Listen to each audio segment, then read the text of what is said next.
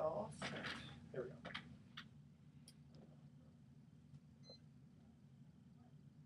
Welcome. You're listening to The Best of Investing on Talk 910. I'm your host, Edward Brown, and I'm proud to have as my co-host Mark Hanf of Pacific Private Money, one of California's fastest growing mortgage investment firms. Now, our phone number is 888-912-1190, and you're going to use that number to answer the trivia questions for 3 vacations given away during each commercial break. That's right, we're giving away 9 vacations during this show. And the vacations are not sponsored by the radio station, but by Lighthouse Resort and Marina, located 1 hour northeast of San Francisco. The vacations are free. Their only request is a $75 cleaning fee to cover the housekeeping expenses. Today's trivia theme is 1970s talk show TV. That'll be kind of fun. Fun, all right. All right, our website is bestofinvesting.com. We're also on television, Comcast Channel 26 and AT&T Channel 99, Saturdays at noon, Sundays at 6 p.m. First, I want to give a little shout out to our friends at Nothing But Cakes in Corte Madera. I love those guys. Love those guys. Yeah, I went there. Get a little something for my wife for Mother's Day. She's not my wife, but she's my kid's wife, mother. Right? I mean, sorry, she's not my mother. She's my kid's mother. She is my wife. There we go. It'll come out in the story sometime. Anyway, so Nick and Tori, they do a great job. They got. I don't know if you ever had. You've had the Nothing But Cakes. Yeah, they're just phenomenal. So they gave me an idea. They said, hey, tell your listeners that if they're having a graduation or just an end of the year, the school year, or just a reason to get together, think about Nothing But Cakes in Corte Madera, 415-924-2500. And get this, the feature flavor of the month is strawberries and cream. Now, word of caution, don't try to eat a bundt cake without something to drink. Oh yeah, that's why you kind of get so stuck in there. Yeah, they're very rich. But I got to say, though, the chocolate chip and the red velvet are my favorites. The morning new flavors that came out of nowhere. Red velvet, I just love red velvet cupcakes and with real the frosting. Cream frosting. Oh, it's great. It's very addicting though. That's the problem. Okay, so Mark, you got a lot of good stuff for us. Yeah. So it's just you and I today, Edward, and there's a lot of interesting things happening in the news surrounding real estate and wealth and other topics that are perfect for the best of investing. And we're going to get into a lot of these today. And I'll start out with some real estate news for this week in real estate. And I found something very interesting. Turns out the House Financial Services Oversight and Investigations Subcommittee, talk about a mouthful, in Washington, D.C., are holding, actually they held a hearing last week entitled The Dodd-Frank Act and Regulatory Overreach. Now, of course, that caught my eye because for years we've been complaining about how Dodd-Frank really was an overreaching, in my opinion, regulation. In fact, it was a huge bill that has resulted in hundreds, if not thousands, of new regulations governing the banking industry and credit cards and just about everything having to do with money. So it says here that the hearing examined a major assumption underlying the Dodd-Frank reforms, and that assumption was that the primary cause of the financial crisis was misbehavior by securities market participants, exasperated by lax regulatory oversight. So I have not seen what they've discovered, but one of the things that they are looking at, they're examining some of the overhauled financial regulations and whether or not some of those regulations may have overreached. Well, we talked about that, how the pendulum swung. Well, absolutely. It's just behavioral issues going on. Right. I mean, it's 180 degrees different from 2005 today, when and anybody who's tried to borrow money from the bank or anywhere for that matter has found that out. So it's part of a two-part hearing. The subcommittee is going to survey legal, regulatory, and market impediments to capital formation, particularly for small and medium-sized companies. Now, that's really important because that is one of the among the fallout and I think unintended consequences of Dodd-Frank, and there are many. In fact, we'll talk about a few of those in a moment here. But one of them is for small businesses. And now, for example, I have a small business, and Pacific Private Money is a company that I formed back in 2008. And only recently, after 6 solid years of profitability, was I able to get any financial institution interested in making me a small business line of credit. So I have bootstrapped the growth of my company using savings, profits, and private capital, which has been the source of the money, the loans that we make to real estate investors who come to us for short-term loans. So that and interestingly enough, as a result of Dodd-Frank and the bank's reticence to make small business loans to small business owners, we now see the rise of all these internet-based funding companies. That we've seen all over the place. Lending Club. I mean, the list is almost endless. But how real is anybody can kind of just hang a shingle, so to speak. I mean, and I'm not disparaging anybody, but I'm just trying to wonder how many of them are actually real. Well, they are real. Here's the thing: it can be fairly expensive. I mean, there's nothing beats bank financing. Bank financing is the cheapest way to borrow money. Or friends and family. Bar none. Well, even friends and family usually want some kind of return. But I mean, you can get it like, for example, the line of credit that I got from a local regional bank just recently. I'm paying prime plus 2, so it's a very low rate financing, 5%, 5.25%. Whereas you go to Lending Club or any of these other, and again, Lending Club is just one of many internet-based lending companies, and they have different niche business models. Some are lending on unsecured, some are lending to business, some are lending for personal issues, personal debt reasons, and others are lending on real estate. But they all have different cost factors and interest rates, and oftentimes it's as expensive, if not more, than the pricing that we at Pacific Private Money provide to people for real estate secured loans. So it's all over the map. But it's one of the one might call even a silver lining to Dodd-Frank, and I will admit even our company, Pacific Private Money, has benefited from the strict Dodd-Frank regulations because many people now find themselves not bank financeable, and they need to come to a bridge lender or a short-term lender like us to do their deal. So anyway, that was interesting. And then just a couple of other real estate nuggets. We already know that markets, and we talk about this all the time, markets in California are up. Real estate year over year right now is running at about a 10% appreciation rate in the San Francisco Bay Area. We've been talking about that now for a couple of months now. It's been holding steady at right around 10%, up a little bit, down a little bit, but pretty much steady. Turns out nationwide, 51 metro areas are showing double-digit price appreciation rises. But the most interesting part of this article was that 25 metro areas in the United States, they didn't have a list in this article because I was really curious, recorded lower prices year over year. So how much lower? It doesn't say. It literally tells me nothing more than 51 metro areas showed double-digit rises. 85% of the markets measured in the United States were up year over year, but 25 recorded lower prices. So you have to wonder where those places are. Because here in California, we just prices only go down once every cycle. Which sure. And they didn't say which markets, or they just said something. Okay. Yeah. Well, that helps. Yet another interesting article.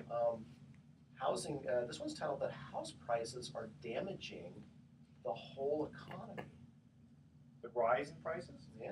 So the U.S. economy is growing, but not as fast as hoped, and rising house prices, though a sign of a stronger economy, are part of the reason why the wider economy isn't even better. Okay, and I'm going to guess that if the idea is if house prices are up, people are spending more on their mortgage payment, and then they're not putting that money into the rest of the economy. Is that and that's what I thought. If you're spending a higher and higher percentage of your earnings on housing, and certainly in California and other areas of the country, but certainly California, we talked last week how rents are 14% higher year over year in the Bay Area. It's amazing, and that's what I thought too. But that's actually not the reason. They are saying that higher rents and housing prices are making mortgages unaffordable in areas where people want to move to work, to seek higher employment. So they're saying that more people would move to the San Francisco Bay Area and thus earn higher wages, which would presumably equate to more spending, more consumer spending, and higher GDP. They're predicting that the GDP could, or they're estimating that the GDP could be higher as much as 10% if cities like San Francisco were more accessible in terms of housing, more people would move here. Yeah, but if they're not here, they could live in Iowa and they can still do, maybe there's got to be some tech jobs there or jobs that, not everything has to be based in San Francisco. No, I know, and it's not just San Francisco. It's major housing metros. They're talking New York, San Jose, San Francisco, and other highly productive cities where many people would like to move to, but then they find there's nowhere to live out here. Gotcha. Okay, we're going to cut to our first commercial break. The theme is 1970s talk show TV. All right, every decade has its sex symbols, but one of the best-known 1970s sex symbols could also play a mean classical guitar. What was the name of this blonde, Spanish-accented, much parodied icon of the 1970s talk show circuit? And if I remember correctly, she didn't necessarily come off as being intelligent, but if you found out the truth, she was very intelligent. Wow. All right. The first three callers with the correct answer are going to win a free 3-day, 2-night stay at the Lighthouse Resort. Call 888-912-1190. That's 888-912-1190 to answer this question. Every decade has its sex symbols, but one of the best-known 1970s sex symbols could also play a mean classical guitar. What was the name of this blonde, Spanish-accented, much parodied icon of the 1970s talk show circuit? Stay with us. You're listening to The Best of Investing with Edward Brown and Mark Hahn. And don't touch that dial because we will be right back. Okay. I'll start the next segment with your presentation. We're going to talk next week. Yes. Okay. There's maybe one or two people will show up as a result. You never know. You offer them a $50,000 prize. You know for sure they will, right? Come get a free book. I'm giving away free books. Oh, is that what you're going to do in this one? I am. Yeah, okay. I got a box of 100 books. Oh, good. Okay. With me. So that's good stuff they always do. People from Fremont are probably not going to drive all the way, but sure they would. Of course they would. Even the ones from Oklahoma who are listening. That's right. Oh, so your email question we received was, I've been thinking about investing in your fund, but I'm nervous about losing my money. What really are the risks? Nice, fair. Did the person sign it? Jake from Just State how Farm? risky is it? What was that movie, Marathon Man? Is it safe? Yeah. That's right. We have to be careful about using words like that, like on business cards and stuff. Okay. Oh, are we ready? Oh, we ready? Oh, we ready? Oh, boy, I'm so excited. Yes. All right. Welcome back to The Best of Investing. I'm Edward Brown, your host, along with Mark Hahn, president of Pacific Private Money, one of the fastest growing mortgage investment firms in California. First trivia question we asked was, every decade has its sex symbols, but one of the best known 1970s sex symbol could also play a mean classical guitar. What was the name of this blonde, Spanish-accented, much parodied icon of the 1970s talk show circuit? I'm going to guess Charo. That is correct. Very good. Remember, Gucci Gucci. You know what? I don't know about you, but she was kind of scary to me growing up. I certainly didn't find her a sex symbol. I didn't either. Yeah. She didn't do much for me either. But, she was kind of funny though. Yeah, she was. Let's see. Okay, before we get into that, one quick thing here. Next week we are going to have another special trivia contest. The winner is going to get 2 tickets kayaking on the Russian River. 2 tickets to paradise. That's right. Yeah, Eddie Money. If you're looking for the best family experience ever, check out Russian River Adventures. They're located on the most secluded section of the Russian River. You'll be on the best section of the river for seeing birds and wildlife in a comfortable inflatable canoes, which actually I've been on, and they are very comfortable, I gotta say. And they are inflatable, which I appreciate. And those provide more stability, which means more fun. Just bring a picnic lunch and enjoy the river. Go to RussianRiverAdventures.com or call 707-433-5599 today and have the time of your life. And here is the trivia question, and we'll give you the rules. Over $6.5 billion is spent by Americans each year on this. What? $6 billion. $6.5 billion. Okay. Now here are the rules. Please know previous winners of the Best of Investing trivia contests, and email edward@bestofinvesting.com the answer, and by midnight tonight next week, from among the correct answers we get, we'll randomly pick the winner. Okay. All right. Now, Mark, next On Thursday, May 21st at 7 p.m. at the Corte Madera Best Western, you are going to show up and make a presentation, right? Give away That's something? right. I'm going to be speaking about raising capital. It's the Bay Area Wealth Builders. For those of you who are real estate investors, you probably heard of the monthly meeting called Bay Area Wealth Builders. It's actually the oldest, or one of the oldest, real estate investment clubs in the Bay Area. About 30 years old now. Michael Morangiello is the founder and continues to be the host of that event. So Thursday, Thursday, May, I'm thinking, well, time machine here. Thursday, May 21st, this coming Thursday at 7 p.m., I'm going to be the speaker at this month's Bay Area Wealth Builders meeting, and my topic is going to be my book, which I released back in February, The Insider's Guide to Attracting Private Money.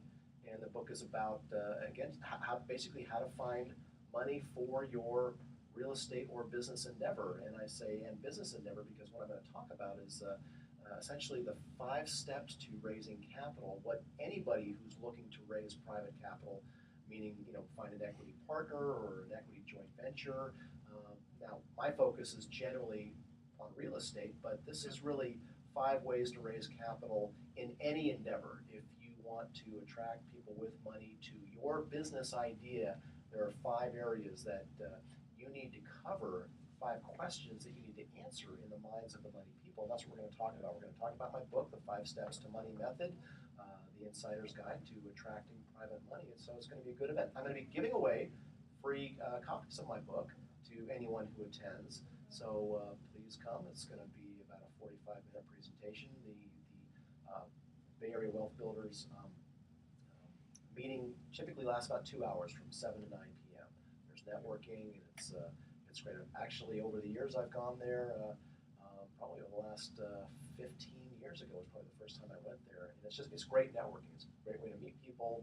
It's very informative. They typically have good guest speakers, and so check it out. And I've read your book, and I gotta say it's excellent. It's not too simplistic, but it gets right to the point. It's only about 56 pages or something? 55 pages, so it's very concise, and I tend to write that way. I tend to be a concise writer. I could have made it 150 pages if I told lots of stories and really fluffed up, the strategies and points I was trying to make, but I'm just not a big fan of long-winded dissertations, so it was... You gotta keep the readers interested. Yeah, it's very concise, and again, many things in life are simple, that doesn't mean that they're easy, and so this is, it's like dieting.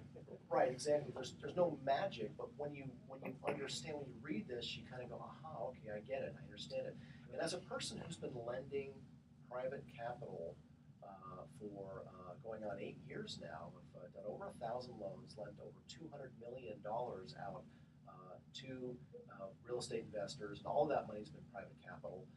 I've seen a lot of loan applications. I've taken a lot of phone calls from people who are looking for money, or even people asking me, hey, Mark, how do I find my own private lenders to buy more real estate? And it's just amazing how some of the smartest or most talented contractors or real estate flippers really don't know, and many of them have really no idea how to effectively raise capital, how to make themselves look attractive, how to put together a credibility package, the things that an investor is going to want to know.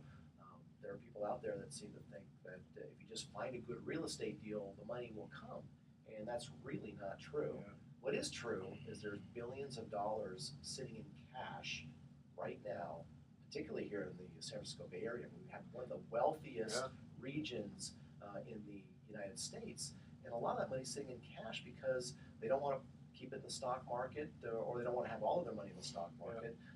And as we know, bond rates are low, CD rates are low, money market accounts. There's a lot of money sitting in money market accounts. Right, they're looking for a home, and they just don't know who to invest with yet, and they don't know who to trust. So your job as a person looking to raise money, again, for any business endeavor, is what do you need to show someone with money in order to entice them to get to know you, like you, and trust you with their money. Got it. And it's actually not in conflict with what you do with, like you have the Pacific Private Money Fund. So, one would think, well, wait a minute, isn't he trying, it's almost like he's giving advice to people, but taking food out of his own mouth, but that's not really the case. I've had more than a few people ask me, Mark, why would you give away the secrets? Yeah. Why would you give away the secret sauce? Isn't this aren't you shooting yourself in the foot? If people go out and find their own private capital, why do they need you, a hard money lender, to borrow money from? And here's the answer, and it's actually pretty obvious once you hear it. The book is for people who have little to no capital of their own, and this happens to people for many different reasons. Particularly, a lot of people are still suffering from the fallout from the real estate crash. And there are many, many talented people out there who know how to make money in real estate and know that if they only had a financial backer, they'd be able to reinvigorate their real estate investing activities. And I'm showing people how they can raise the equity side. I still recommend to people that when you find an equity partner who will supply the money in exchange for your talent, that you still want to leverage that capital. You still want to go to either a bank or someone like Pacific Private Money and borrow some of that money, because you don't want to do all cash deals. All cash deals don't produce a high enough yield. So if you're going to attract somebody with returns, you're not going to be that attractive if you're suggesting that they put up all of the money. Look how much real estate costs in the Bay Area. Yeah, you're not going to find any equity partner who's going to pay all cash. Right, so you're not going to find someone to put up $1 million you can buy a flipper in San Francisco, or $500,000 you can buy a flipper in the East Bay, but you might find someone who will put up $100,000 or $200,000 and be the equity slice, so that you can come to a company like Pacific Private Money and borrow 70% of the acquisition price. Now you've got that hurdle cleared. But your equity partner comes in with a down payment and provides the remodel monies, and I work with hundreds of clients who do exactly that. They have their money partner, they come to us to leverage that money partner's capital. Also, if a guy does have $500,000 or $1 million, you could do 3 or 4 projects instead of 1 or 2. Well, also, if you leverage it smartly. And as long as they have a sharp pencil and the rate of return that they anticipate earning on the sale of the let's say the house is more than the interest rate that you're charging, then they'll get kind of this bonus interest, so to speak. That's where the leverage comes in. Absolutely. The same project with all cash versus, let's say you use only 50% capital, the return to the money partner is always significantly higher, often sometimes as much as double. Yeah, and especially since the person putting in, like the person you're trying to attract with, strictly who has no money, who's trying to find the money, he needs to get paid too. So there's got to be enough slices of the pie to go around. And if someone buys something for all cash, the odds are they're not going to get the kind of return to make everybody happy. So that's one of the reasons I wrote the book, is to help people attract and find equity partners. What do they need to do? What do they need to say? Where do they go? What do you show them?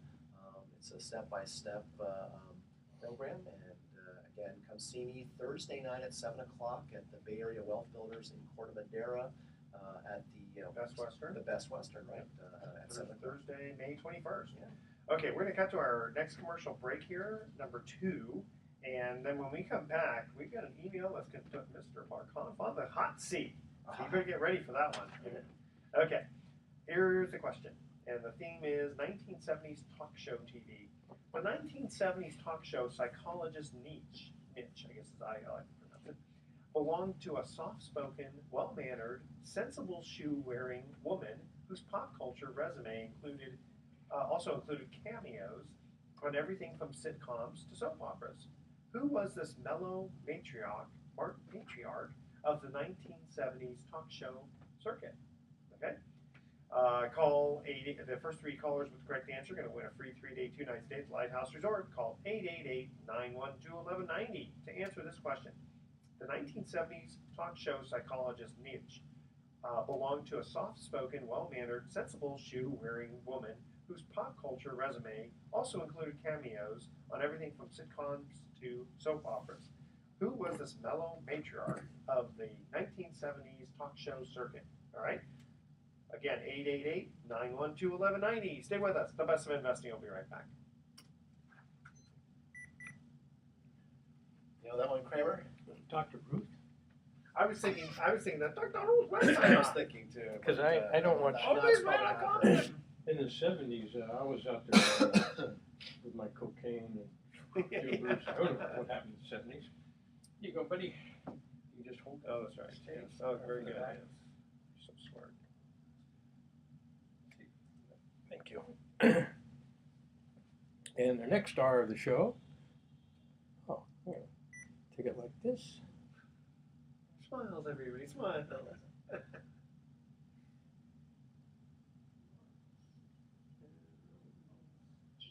Thanks, Mark.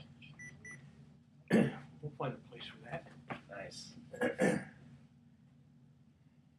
still on the Amazon? Or is that kind of? No, there was only that, you get that bump and then that's it. So I haven't checked it in forever, so I'm assuming. So I'm not really promoting it anymore now, but I will. I'll go through cycles where I promote. Ready? Yeah. Oh, Mr. Kim, you're in the camera way. You're in the way. I like what you said about your dad. There we go. Okay, time out. Time out.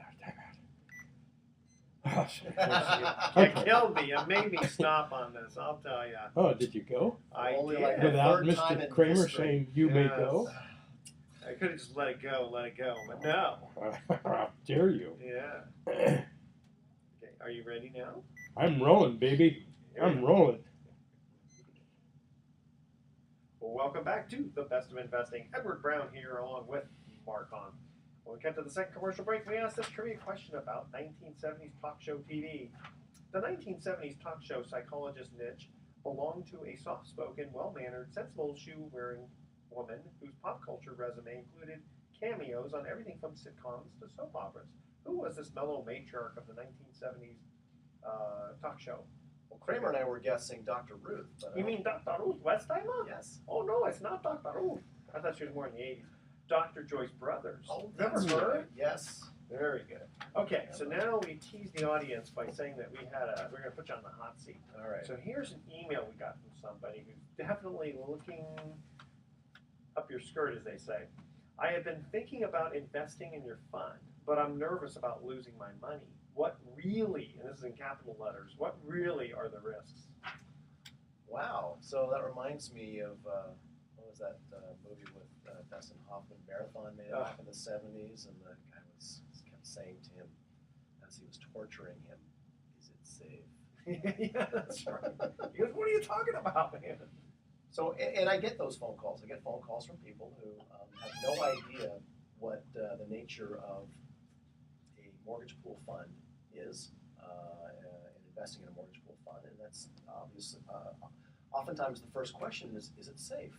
What are the risks? So, I do not use the word safe in describing this type of investment. I wouldn't use the word safe to describe investing in real estate in general. And I don't even think I'd use the word safe in talking about T-bills. yeah, I don't think you're allowed to use the word safe in anything. No, right. It is conservative, though. Right. There are safety and security features of mortgage-secured investment opportunities. And the mortgage pool fund at Pacific Private Money, we call it the Pacific Private Money Fund. Fancy that. It's been in existence for 2 years now, and we've been lending privately in over 1,000 loans for the last 8 years now. But the Pacific Private Money Fund provides a little over 8% yield currently to its members, and we do that by making well-secured real estate loans in the San Francisco Bay Area. So what are the safety and security features of the mortgage pool fund? Well, here they are. We limit generally the loans we make to no more than 70% loan to current value.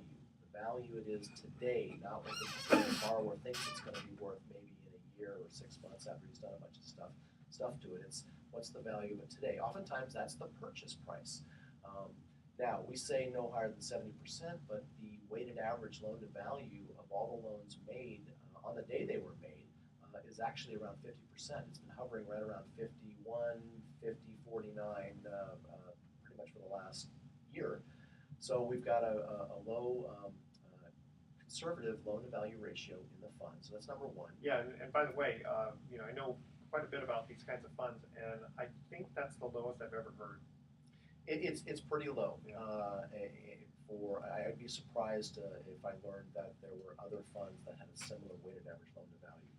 And that's because we find opportunities where people don't need high loan to value financing. We're not making loans to people who only have 20% down. That's not the we have a niche that we serve, and we serve that niche of people who are well capitalized or have the money for the down payment for at least 30% down or higher.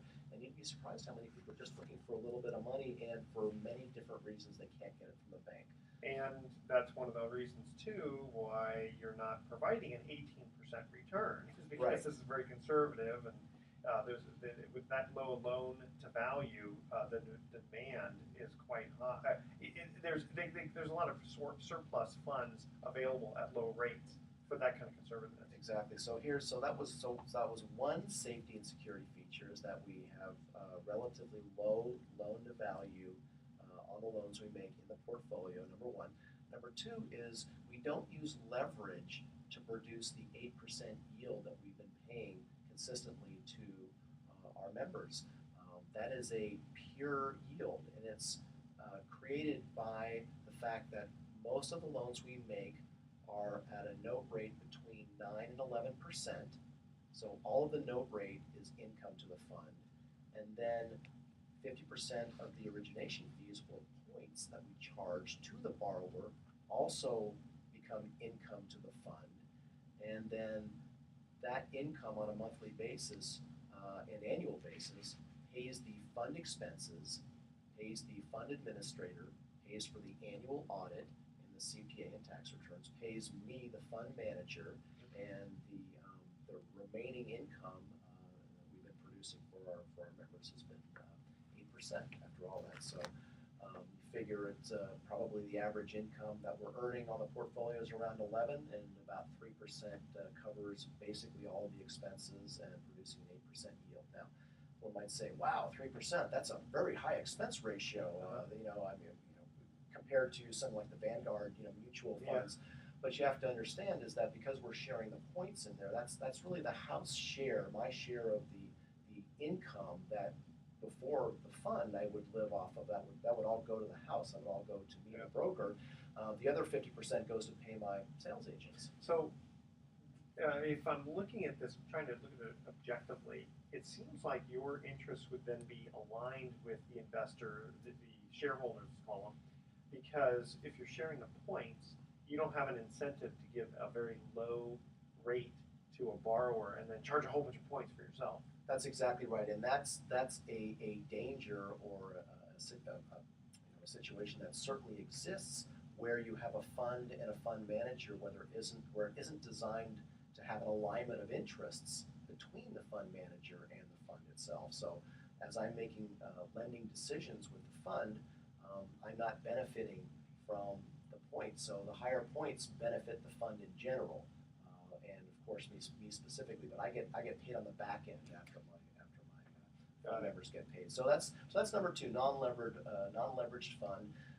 Number three is that all of our loans are made just like a bank loan. They go through a national title company. We get a lender's policy of title insurance on every single loan. The loan documents we use are industry standard, note, deed of trust, disclosures, etc. So there really is not anything different from our loans than a bank loan.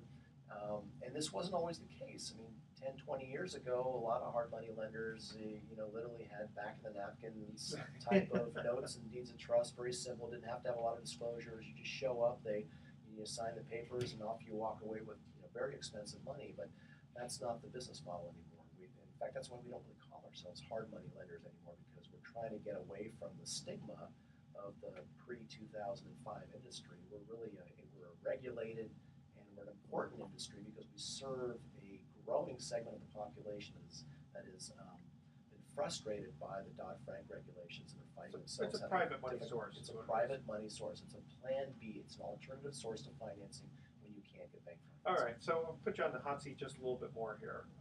Let's say I'm invested in the fund and I say, I don't want to be in the fund anymore. Like if I'm in a Vanguard fund, theoretically I can just call Vanguard and liquidate my account Next day or whatever. Let's say someone's in your fund and they want to get out. So we specialize in short-term loans.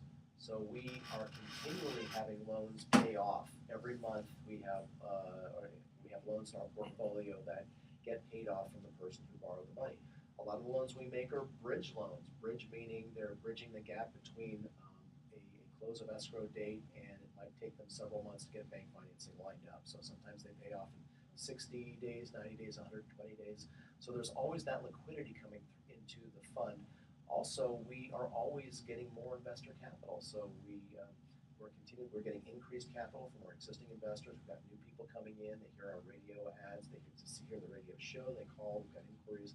So we're in growth mode in the fund right now, and the fund size is nowhere near the size that would be capable of funding all of the loans that we do at Pacific Private Money. So right now, our loan volume is about $5 million a month, and about 20% of that is cherry-picked by the fund to go into the fund, and the other 80% is being funded by private individuals who we work with who like to invest in individual notes. So. Okay. And so you have a situation where as loans get paid off, before you reinvest that money, you see if anybody wants to get out. Right. So redemption is easy, right? So because we have liquidity events happening throughout the month, either new investor capital or payoffs, redemption is not an issue. Okay. So I guess it's not immediate redemption. So I mean, and if you read the documents, we're not obligated to go out and sell loans on the open market to create capital. Well, no, you don't want to lose. Yeah, you don't want to potentially lose money. So it could take several weeks. It could take a month. I mean, okay. So the outside risk is no new money comes in and all the loans go into default. I mean, that's it. Possible? Yes. Probable? Very unlikely. Well, and that happened with some funds when the market crashed. Now funds previously, prior to this new market we're in, mortgage pool funds, in my opinion, were making riskier loans. They were making if you're at 50% loan to value, or up to 60 or even 70. So pre 2007, 8, pre-market meltdown, those funds from the early 2000s, many of them were making development loans. They were making high percentage seconds. They were not making the types of loans we're making now. And so when the market turned, a lot of those mortgage pool funds did end up non-performing or having many, if not most, of the loans in that portfolio non-perform. Yeah, so the kind of loans you're doing are single-family residences. Right, we're not doing development loans or any risky type of loans. So again, the risk to someone's principal right now is even if we have a significant real estate pullback in the next 12 to 24 months, we don't see that impacting our portfolio because again, most of our loans are short-term and most of them are below 70% loan to value. Okay, we're going to cut to our last commercial break. When we come back, I want to ask about the deal of the week. Deal of the week, and what else would you wanted to cover? Oh well, if they need to, I was just going to say before, if you Mr. Listener has to run. For more information, go to pacificprivatemoney.com. That's pacificprivatemoney.com, or give us a call, leave a message, and we'll contact you next week. It's 415-883-2150. 415-883-2150. You can always go to bestofinvesting.com and check out Mark there too. Yeah. Okay, here's our third commercial break. Trivia question. Theme is 1970s talk show TV. Marlo Thomas, the former star of That Girl, remember her? Beautiful one. Yeah. Danny Thomas's daughter, met her husband of 20 plus years when she appeared as a guest on his groundbreaking 1970s talk show. Who was the talk show host who won Ms. Thomas' heart? The first three callers with the correct answer win a free 3-day 2-night stay at the Lighthouse Resort. Call 888-912-1190. That's 888-912-1190 to answer this question. Marlo Thomas, the former star of That Girl, met her husband of 20 plus years when she appeared as a guest on his groundbreaking 1970s talk show. Who was that talk show host who won Ms. Thomas' heart? Stay with us. The Best of Investing will be right back. I don't think I know that one. I know his face. Don't answer it. No, I can't, because I can't remember his name. Can I describe his face? You'll know. Can I describe his face? What does his face look like? He had big glasses. Yep. He had beautiful silver hair, but not as pretty as mine. Yeah, of course. And right? No one's got as pretty as silver hair as yours. No. And I know. No, you know. See, I don't remember. You'll know as soon as Mark. As soon as you said it, yeah.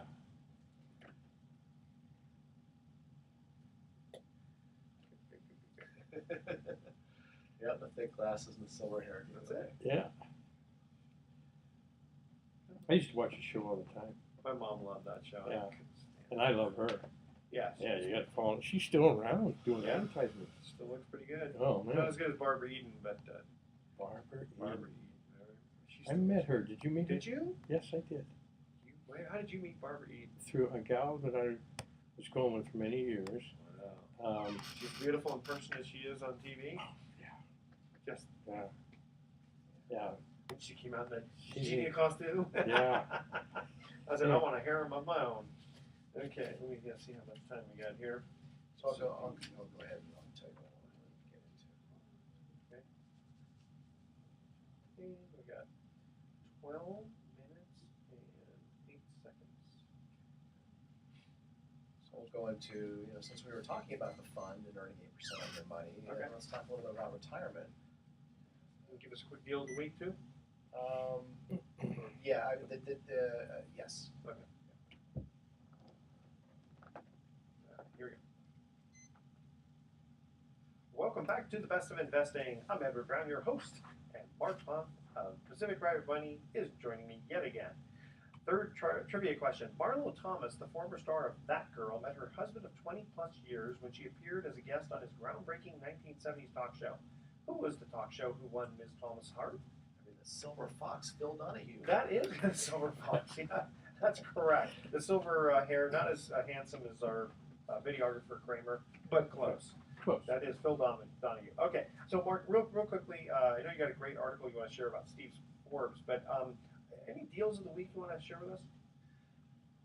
We just closed one that I think I may have talked about last week. I was trying to remember earlier when I was talking to my crew and saying, hey, what deals of the week should I talk about on the show today? And many of the deals we're working on right now are bridge loans. That's probably the most popular product we have now. In fact, I've got a number of people who work for me who go to networking events and they'll come back from a broker open and invariably they'll have a lead from someone who's got a real estate deal that looks like it's about to fall apart because the bank financing is not coming through. Yeah.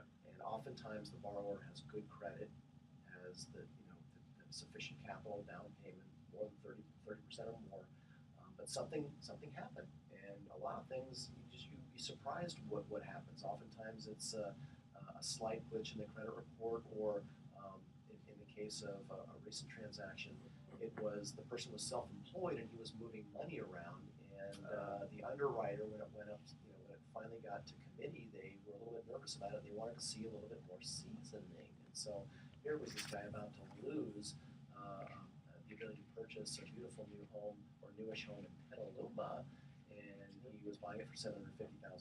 He was putting $500,000 down. $250,000 down, and he needed a $500,000 loan. So that was a pretty easy loan for us to say yes to.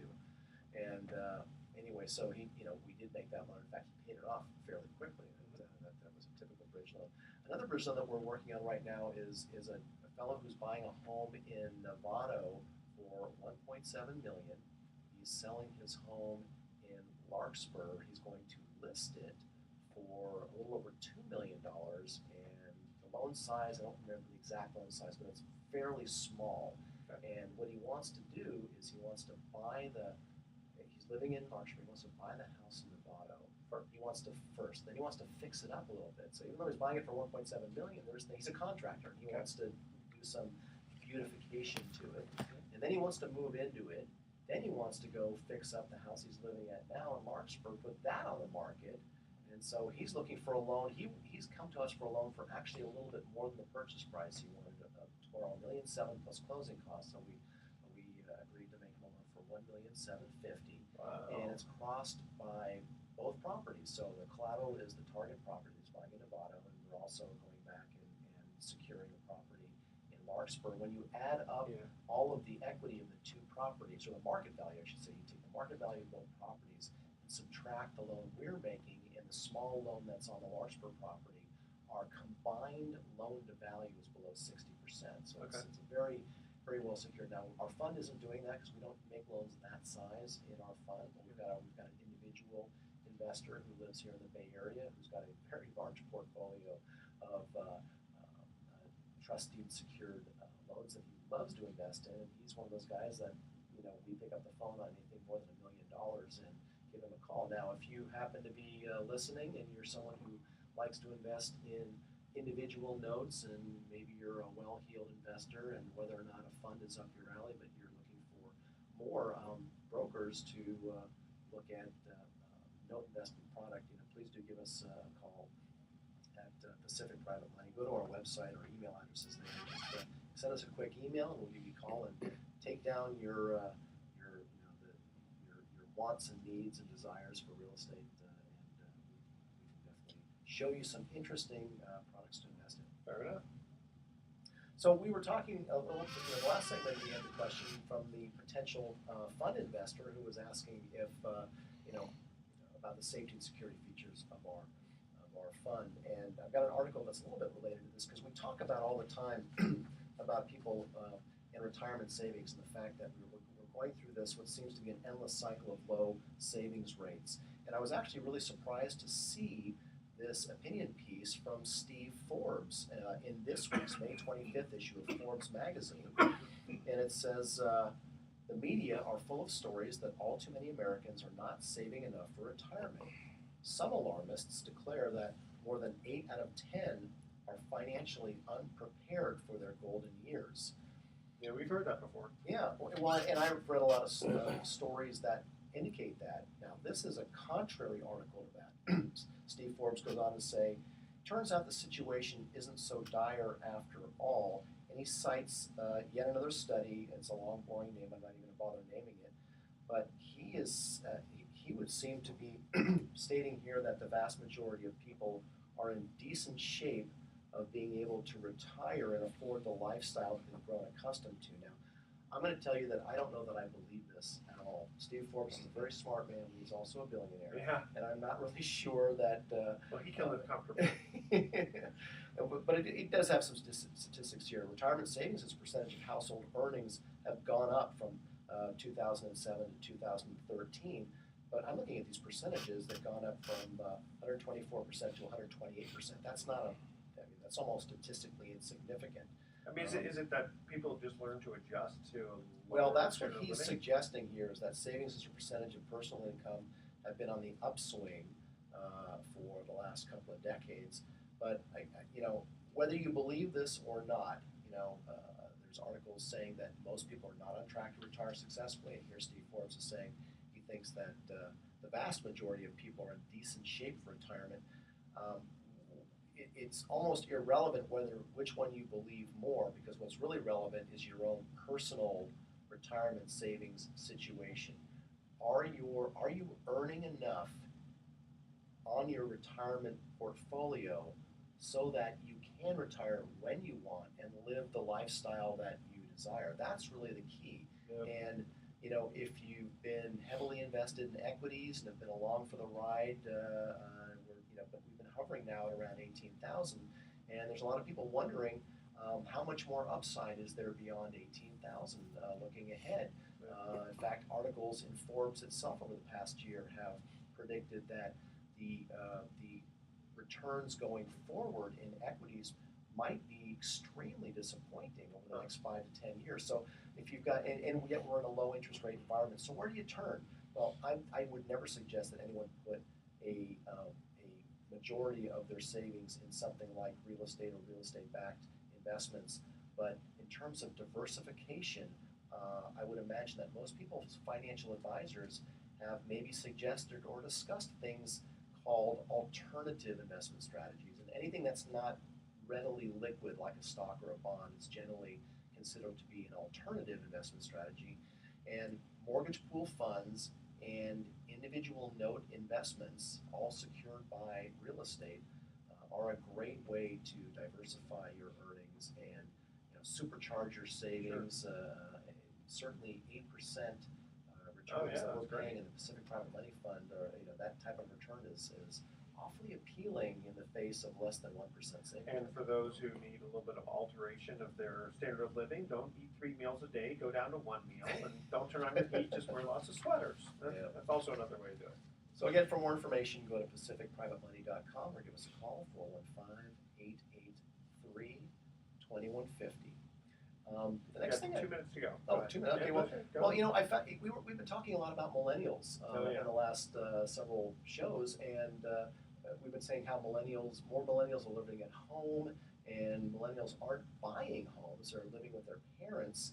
And I was kind of scratched my head. I wasn't really sure what the definition of a millennial was, so I went back and looked at it. So here are the generations defined. The millennial generation is generally considered to be those born after 1980. So the oldest millennials would be 35, but it doesn't say when the end of that millennial period is. So I guess there isn't a newer generation named yet after the millennials, which would now be, I guess, those who are teenagers. But so it starts out with, there's a generation before the baby boom, but let's just start out with baby boomers, so which you and I are a part of that. 1946 to 1964 is the baby boom generation, or boomers as we call them, because it's kind of hard to use the term baby when we're all getting in the 50s and 60s now. Generation X, 1965 to 1980, so a 15-year period.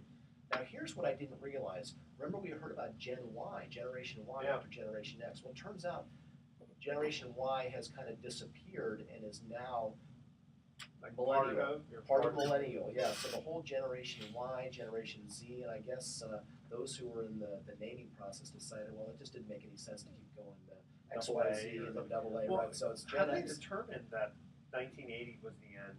I have no idea. The end of a decade. Who are they anyway? The end of the decade. But the millennial generation. So the share of the adult population who are millennials right now, 27%, which interestingly is identical to the share of the population that Gen X inhabits, 27%. Boomers, we're still the leaders, 32% share of the population. We're still the majority of the adult population, the baby boomers. What was the movie where as soon as you hit 35 they killed you? Soylent Green. No. What? No. It wasn't Mad Max. No. I'm trying to remember the name of that movie. Kramer, you remember the name of that movie? No. There was a movie, and a couple of famous people were in that movie. All right, here we go. Thoughts for the day. Creativity is allowing yourself to make mistakes. Art is knowing which ones to keep. And now, get this. You're going to be surprised who said this. My life has no purpose, no direction, no aim, no meaning, and yet I'm happy. I can't figure it out. What am I doing right? Charles Schultz. Good old Snoopy. Tune in next week to the Best of Investing. We're going to be giving away 9 more free vacations for answering trivia questions. Thanks for listening. On behalf of our team, I'm Edward Brown. We're wishing you the best of investing. So long. Und Satz